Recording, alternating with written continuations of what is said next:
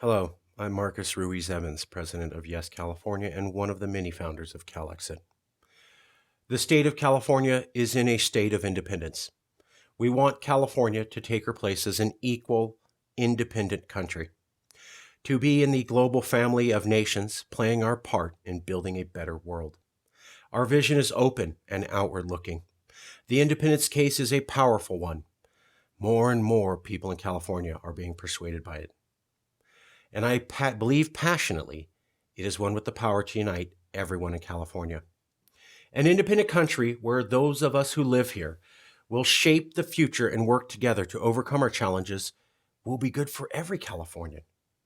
A country fairer and more equal than it is now will be good for every Californian. A California that is an equal partner with the rest of America and across the entire world will be good for every Californian. So as we set about the task of pulling California out of a shadow of the last American president, there is a question that all of us here must ask ourselves. The answer to this question will define our collective destiny and define the life chances of this generation and many more. Who do we want to be in the driving seat of shaping our future here in California? Should it be a California government elected by the people of California who hold California values at heart? Or should it be a federal government ran by either political party? The values of the federal government, regardless of which party is in power, time and time again, we here in California have not wanted to share. Both the bad president and the good president supported fracking, while we here in California have our forests burning down due to climate change. The good president invented the policy of separating children from their parents at the border, and the bad president expanded the policy, while we here in California have by far the highest number of undocumented immigrants living amongst us and being considered family. The party of the bad president could not provide necessary, desperately needed, and required desperately COVID-19 economic relief. And the party of the good president was equally to blame for that when Californians were most in need.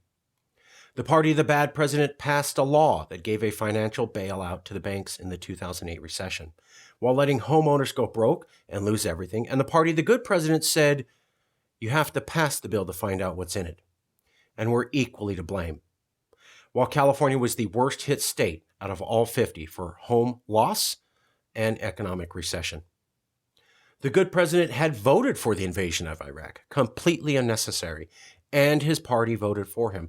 And the party of the bad president voted for that war too, resulting in California having the highest death and maiming rates of any state in all of America.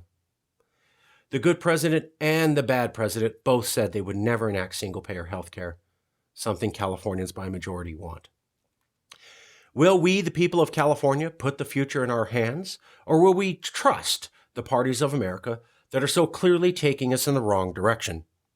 Continued dependence on oil, continued war, continued favoring of banks, continued denial of free college tuition, and continued denial of free health care for all over the needs of the people. Who do we trust to rebuild our economy coming out of this COVID-19? A good president that wants to take America back to where it was 4 years ago, or a bad president who wants us to take us back to 4 decades ago? Californians want neither. We have always looked to the future and never wanted to look to the past.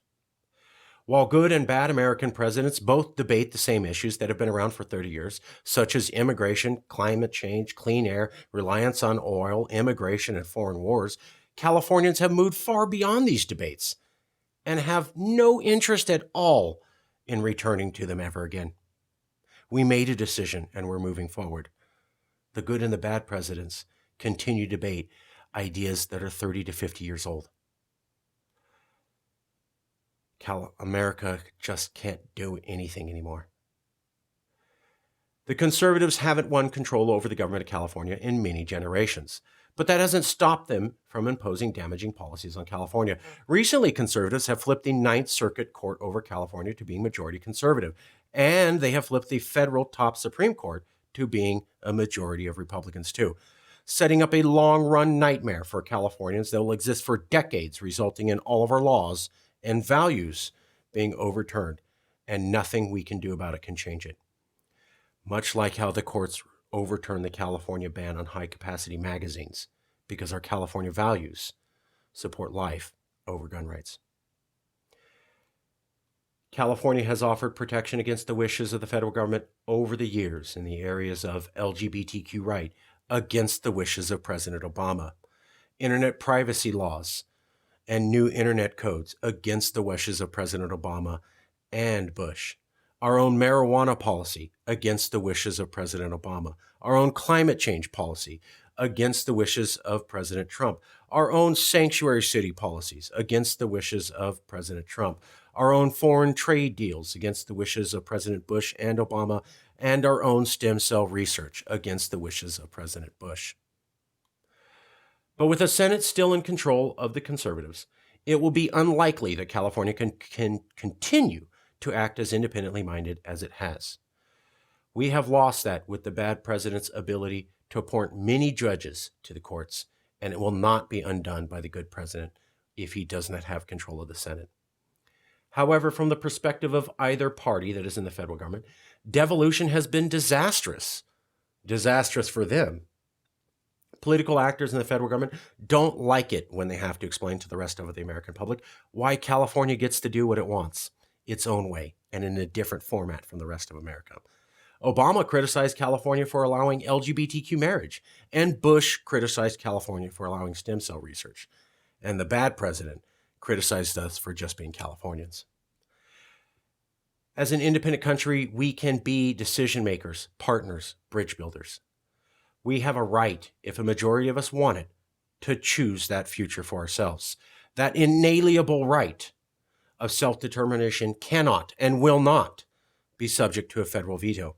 As Danny Savalas, the legal analyst for NBC News and MSNBC, said in 2016, quote, "The reality is that if California really wanted to, it could probably just leave the United States. It would be an unconstitutional, illegal act, but what could Washington actually do about it? Post another announcement on the White House webpage saying it doesn't approve? No president would send in the military." We are seeing right now across the Atlantic in Scotland what happens to those who try to turn away from the will of the voting public, as the English government is doing to Scotland. It never ends the flame to rise up and become independent as a mighty phoenix. California is inspired by Scotland and sees a path to a bright future by following under their banner.